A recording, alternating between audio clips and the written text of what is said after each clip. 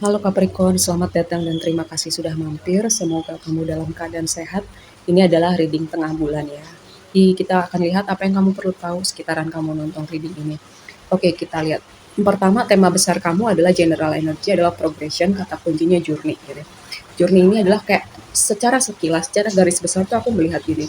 Perjalanan kamu, lika-liku kamu, kayak jalan panjang kamu, misalnya pertama menuju suatu tempat, atau jalan panjang kamu kayak melewati kekecewaan tertentu, luka tertentu, patah hati, kamu pernah dikecewain orang-orang tertentu, kayak momen-momen dimana kamu kecewa, kamu nggak dapet apa yang kamu mau dapet gitu ya, atau ada orang-orang tertentu yang kamu pikir ini adalah orang yang gue sayang gitu, ini adalah orang yang gue banggakan, tapi ternyata kamu dikecewakan sama mereka.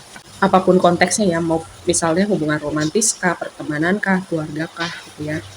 Bisa jadi juga dengan progression di sini kayak berdasarkan pengalaman aku, progression itu muncul ketika kayak kamu mau melakukan sesuatu tapi prosesnya panjang gitu ya. Misalnya contoh gini, kamu interview di tempat yang jauh, terus kamu butuh naik bis berapa kali, terus nyambung apa lagi, dan kamu butuh banyak waktu, dan mungkin di tengah kamu perjalanan menuju interview kamu ketemu macet lah, ketemu apalah gitu ya.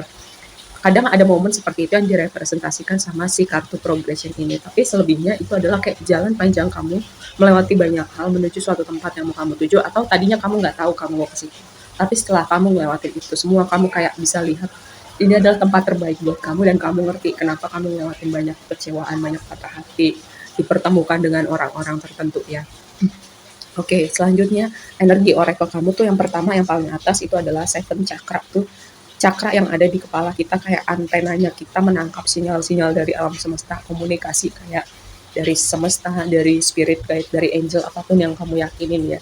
Atau kayak kamu ada progres dengan kemampuan spiritual kamu, perjalanan spiritual kamu bisa kayak channeling, kamu bisa kayak memahamin suatu hal yang kamu bahkan kayak kamu paham gitu, tapi kamu kayak belum punya penjelasannya, tapi kemudian hal itu terbukti atau terjadi. Nah, seperti itu.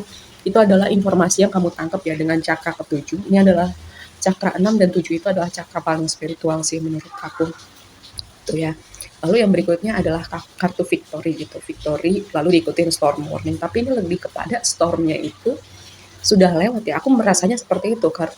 Si badai, peringatan badainya udah lewat gitu. Makanya tadi aku bilang, ini lika-liku perjalanan melewati banyak hal ya. Dan mungkin aku pernah bilang ya di reading kamu bahwa badai itu kadang perlu dalam hidup kita. Nyapu semua hal, membersihkan semua hal. Ibaratnya yang udah stagnan, yang tempatnya udah bukan lagi di hidup kamu.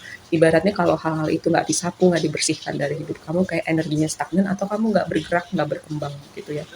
Jadi itu untuk kebaikan kamu semuanya.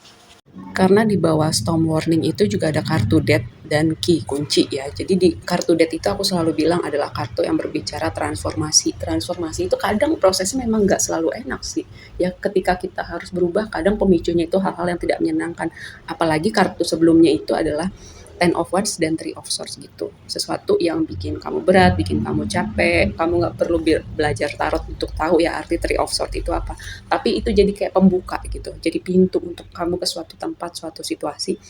Misalnya ketemu orang baru, misalnya ketemu cinta yang sesungguhnya buat kamu, orang yang beneran nih kayaknya gue mau orang yang seperti ini, kayak ketemu misalnya kamu ketemu orang-orang toksik, ketemu orang-orang yang nguras energi kamu tahu oh aku nggak mau lagi nih ketemu sama seorang kayak gini, aku maunya orang yang pengertian, orang yang mau sama-sama bertumbuh, orang yang mau saling belajar berkomunikasi seperti itu ya. Karena apa, di belakangnya kartu kunci itu ada buku gitu, jadi kamu kalau bicara law of attraction itu kayak kamu bisa memahami suatu hal dari energi oposisinya, dari energi kontrasnya gitu. Jadi kamu tahu nih hal-hal yang kamu tidak mau. Jadi membantu kamu untuk lebih mendefinisikan hal-hal yang kamu mau, seperti itu ya. Dan kalau berbicara konteks pekerjaan gitu, Ten of Wands ini berbicara completion, angka 10 itu adalah completion. Dan di sini energinya completion dan transformasi, juga ada victory ya, ingat.